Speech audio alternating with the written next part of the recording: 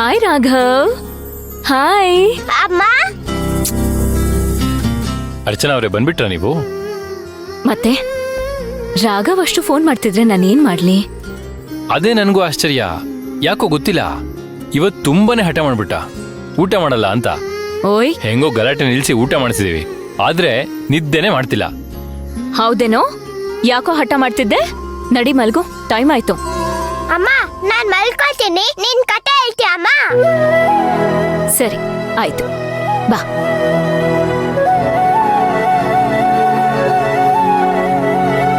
ಕತೆ ಹೇಳಮ್ಮ. ರಾಘವ್, ಅದೇನ್ ಗೊತ್ತಾ ಕಂದ, ಒಂದ್ ಊರಲ್ಲಿ ಒಂದ್ ಅಣ್ಣ ತಂಗಿ ಇದ್ರಂತೆ. ಆ ಅಣ್ಣಂಗೊಂದು ಮುದ್ದಾದ ತಂಗಿ. ಅವ್ರ ಪಕ್ಕದ ಮನೇಲಿ ಅಣ್ಣನ್ ಫ್ರೆಂಡು ಒಬ್ರಿದ್ರಂತಪ್ಪ. ಎರಡೂ ಕುಟುಂಬನೂ ತುಂಬಾ ಅನ್ಯೋನ್ಯವಾಗಿತ್ತಂತೆ.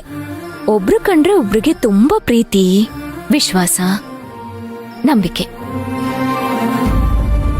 ಅಣ್ಣಂಗೆ ತಂಗಿ ಮೇಲೆ ತುಂಬಾ ನಂಬಿಕೆ ಜಾಸ್ತಿ. ತಂಗಿಗೂ ಅಷ್ಟೇ.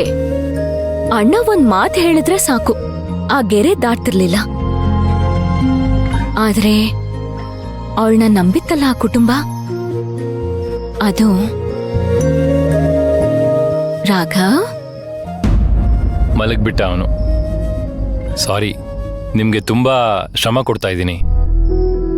ನಾನು ಅವ್ನಿಗೆಷ್ಟೇ ಹೇಳಿದ್ರು ಅವನ್ ಮಲಗ್ಲೇ ಇಲ್ಲ ಗೊತ್ತಾ. ಈಗ ನೋಡಿ, ನೀವು ಬಂದು ಕತೆ ಹೇಳ್ತಿದ್ದಾಗೆ ಮಲ್ಕೊಂಬಿಟ್ಟ. ನಿಮ್ ಧ್ವನಿಯಲ್ಲಿ ಏನೋ ಇದೆ. ಅವನ್ ನಿಮ್ಗೆ ತುಂಬಾ ತೊಂದರೆ ಕೊಡ್ತಿದ್ದಾನೆ. ದಯವಿಟ್ಟು ತಪ್ಪು ತಿಳ್ಕೊಬೇಡಿ. ಇರ್ಲಿ ಬಿಡಿ, ಮಕ್ಕಳು ಅಂದ್ರೆ ಹಾಗೆ ಅಲ್ವಾ. ಮಕ್ಕಳು ಒಬ್ಬರನ್ನ ಇಷ್ಟಪಡೋದು ತುಂಬಾ ಕಷ್ಟ ಸುಶಾಂತ್ ಅವ್ರೆ. ಹೌದು, ಪಾಪ ಅವನ್ ಚಿಕ್ಕವನು, ಅವನೇನೋ ತಪ್ಪು ಮಾಡ್ತಾನೆ, ನೀವು ಹೂ ಅಂತ ಹೇಳ್ತಿದ್ದೀರಾ. ಆದ್ರೆ ಮುಂದೆ ಹೇಗೆ ಅನ್ನೋದೇ ನನಗೆ ಭಯ ಆಗ್ತಿದೆ. ಮಕ್ಕಳು ಹಠ ಮಾಡಿದಾಗ ಅವ್ರೇನೋ ಕೇಳ್ತಾರೆ, ನಾವು ಕೊಡಿಸ್ತೀವಿ, ನಿಜ. ದೊಡ್ಡೋರಾಗ್ತಾ ಆಗ್ತಾ ಹೀಗೆ ಆಗ್ಬಿಟ್ರೆ ಹೇಗೆ? ಸಮಸ್ಯೆ ಆಗಲ್ವಾ? ಹೌದಾ? ಸಮಸ್ಯೆ ಆಗತ್ತಾ? ಆ ಥರದ್ದೇನೂ ಆಗಲ್ಲ, ಚಿಂತೆ ಮಾಡ್ಬೇಡಿ. ಓಕೆ.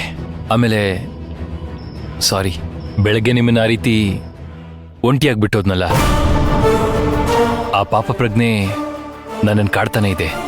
ಪರವಾಗಿಲ್ಲ ಬಿಡಿ ಸುಶಾಂತ್. ಈ ಥರ ನನ್ನ ಒಂಟಿಯಾಗಿ ಬಿಟ್ಟು ಹೋಗೋದು ನನ್ಗೇನು ಹೊಸ್ತಲ್ವಲ್ಲ.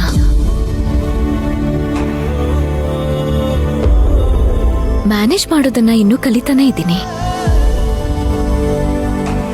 ನಮ್ಮ ಅಣ್ಣ ನನಗೆ ಕಲಿಸ್ತಿದ್ದಾನೆ. ಕರೆಕ್ಟು. ಆದರೂ ನನ್ನ ಜವಾಬ್ದಾರಿನ ನಾನು ನಿಭಾಯಿಸ್ಬೇಕಾಗಿತ್ತು. ನಾನು ನಿಭಾಯಿಸ್ಲಿಲ್ವಲ್ಲ,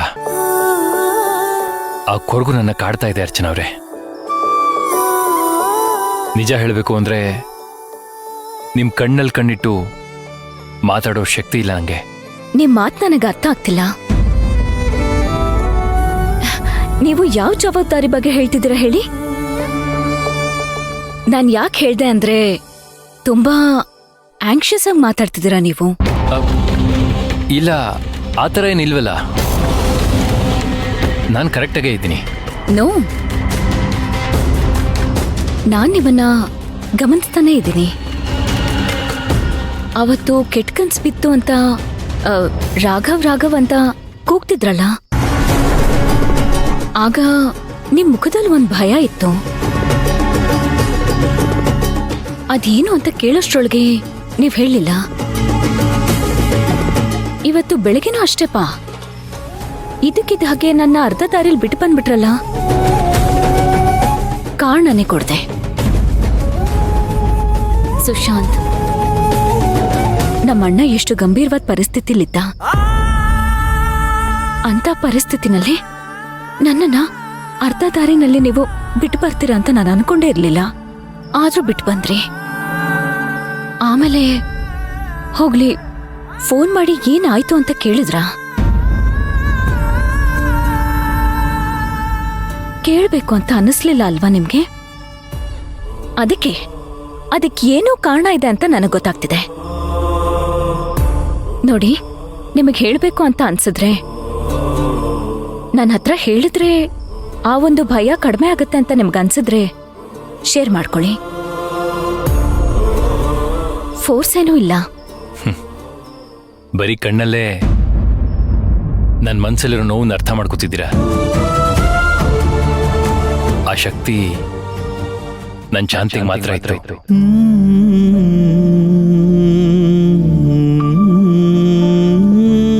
ಗೊತ್ತಿಲ್ಲ ಅದು ನೀವು ಹೇಗೆ ಶಾಂತಿ ತರನೇ ಅರ್ಥ ಮಾಡ್ಕೋತಿದ್ದೀರಾ ಅಂತ.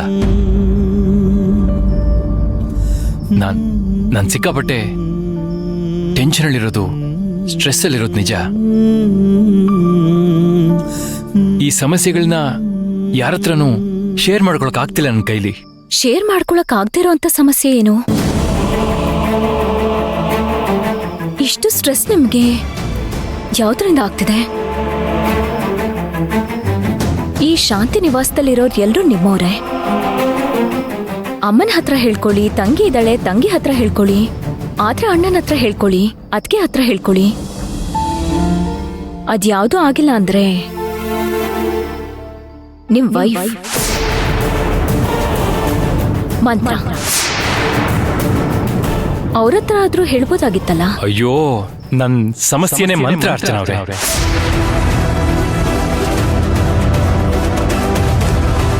ಅದೇನು ಅಂದ್ರೆ ರೀ,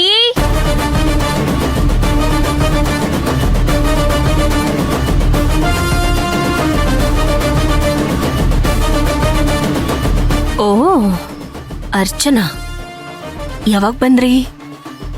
ಅದು ಇಷ್ಟ್ರಾತ್ರಿಲಿ ದಿಢೀರಂತ ಬಂದಿದ್ದೀರಾ? What A surprise. ಏನು ಇಬ್ರು ಗುಸ್ಗುಸು ಅಂತ ಮಾತಾಡ್ತಿದ್ರಿ? ಸುಶಾಂತ್,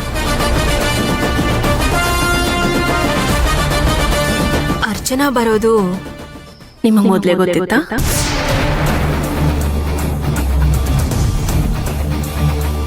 ಮತ್ತೆ ನನಗೆ ಹೇಳಲೇ ಇಲ್ಲ. ರಾಘವ್ ಇವನನ್ನು ಮಲಗಿಸಿ ನೀವಿಬ್ರು ಮಾತಾಡ್ತಿದ್ದೀರ. ಒಳ್ಳೆ ವಿಷಯ. ಮಾತಾಡ್ಬೇಕಾದ್ರೆ ಮೂರನೇವ್ರ ತೊಂದರೆ ಇರಬಾರ್ದು ಅಂತ. ಮಂತ್ರ ಮಗು ಗೇಮ್ ಆಡೋದಕ್ಕೆ ಅಂತ ಮೊಬೈಲ್ ತಗೊಂಡ. ಹಾಗೆ ಅರ್ಚನಾ ಅವ್ರಿಗೆ ಫೋನ್ ಮಾಡ್ಬಿಟ್ಟಿದ್ದಾನೆ. ಅವ್ರು ಬಂದಿದ್ದಾರಷ್ಟೇ. ರಾಘವು ಅರ್ಚನಂಗೆ ಫೋನ್ ಮಾಡಿದ್ದಾನೆ. ಇದನ್ನ ನಂಬ್ತೀನಿ.